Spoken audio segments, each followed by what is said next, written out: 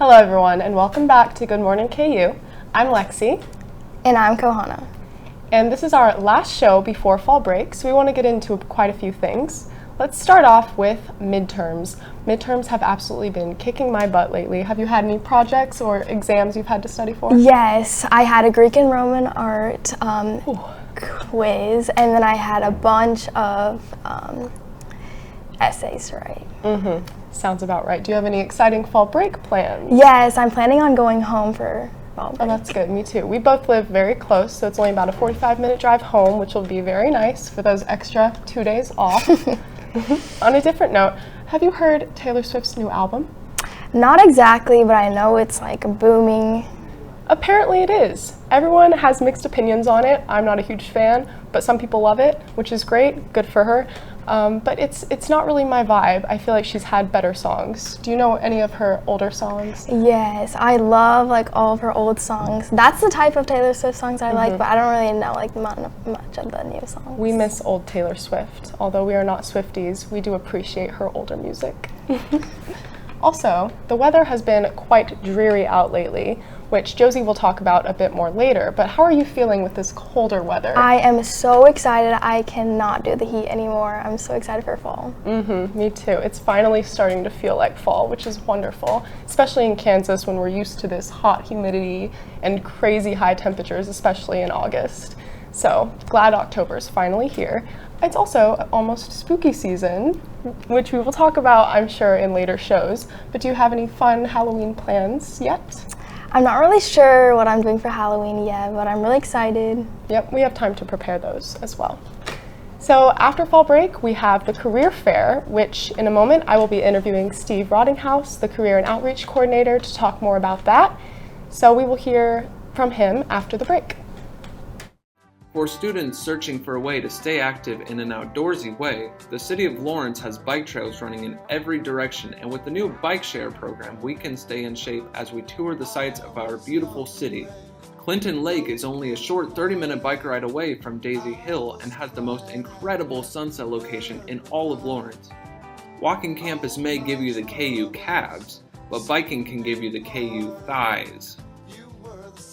Bike Lawrence today.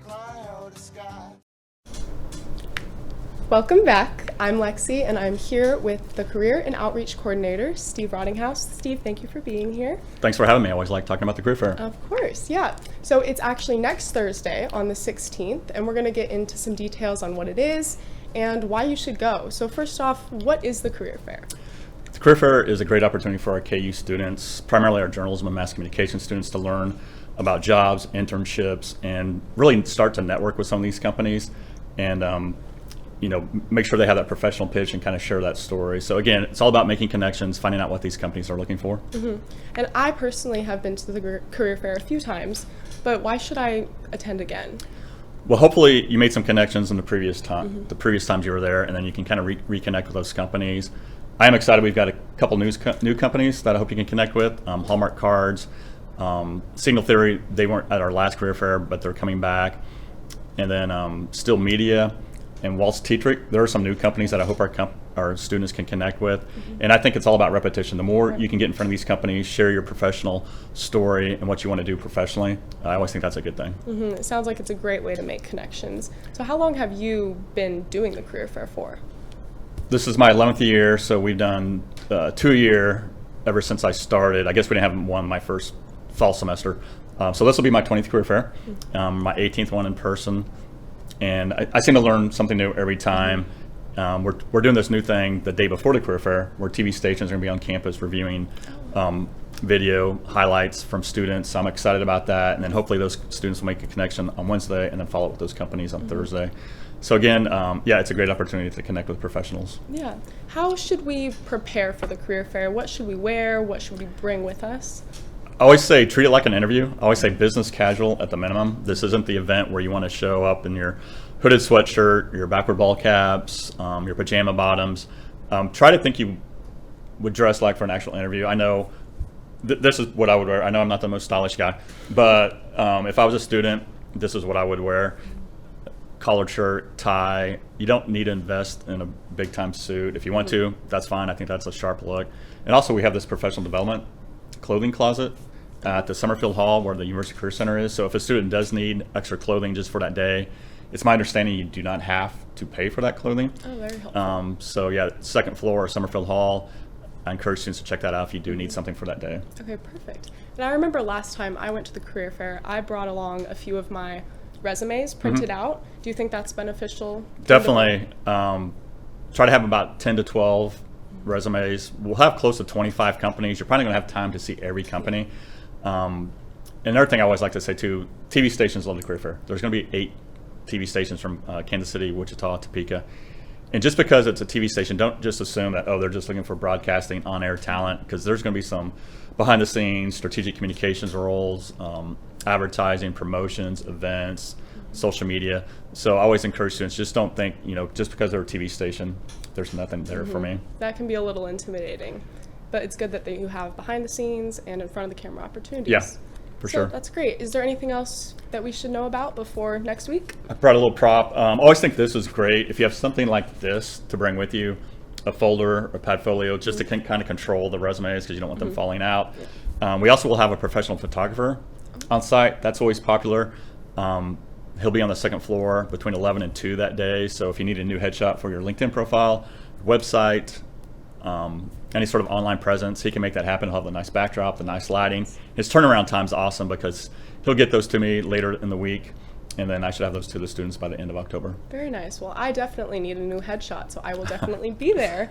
Thank you so much for joining us and sharing your knowledge. Thanks for having me. Of course. We'll be right back after the break. From adversity, we rose. We made history and became pioneers, voyagers, champions, Jayhawks. And when our chant rises, haunting and hallowed, Jayhawks are telling the world what's near. Victory. Welcome back. I'm Kohana, and this is your Good Morning KU news update.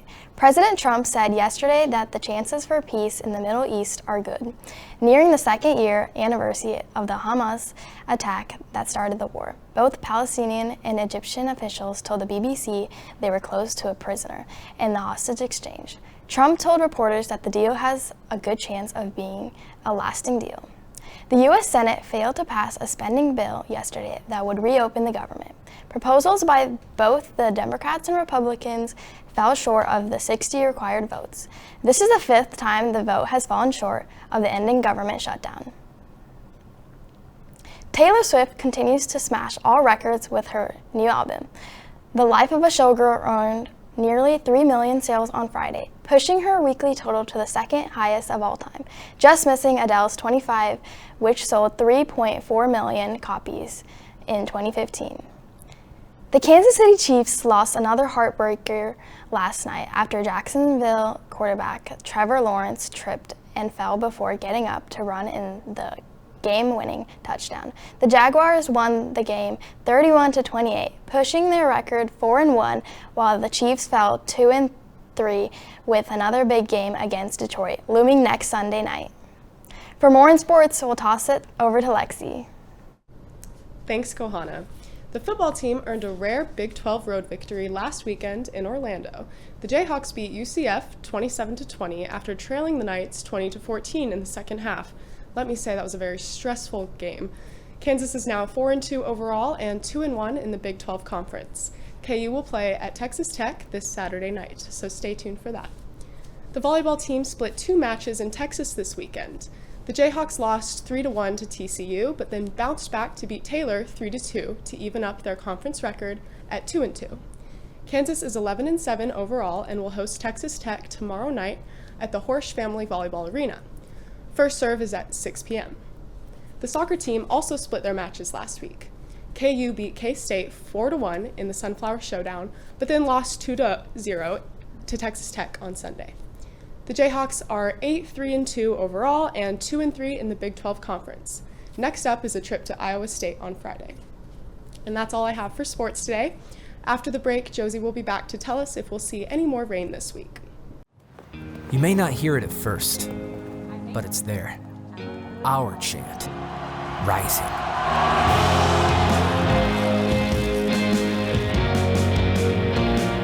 On this summit, callings converge, voices unify into a chorus that sounds out for good, for greatness. Can you hear it? Welcome back. I'm Josie Parks here with a weather update for you. What we can expect to see this week is nice, cool conditions. It's finally feeling like fall. But let me tell you, unfortunately, it's not here to stay. This is just a fake fall for us, just for a brief couple of days. Warming back up Friday as these winds swing back up from the south, bringing warm air once again for the weekend. There is no rain expected in the overall calm conditions. Our next rain chance is actually next Monday during fall break. If we take a look outside, our current conditions are pretty cool right now with a temperature of 58 degrees.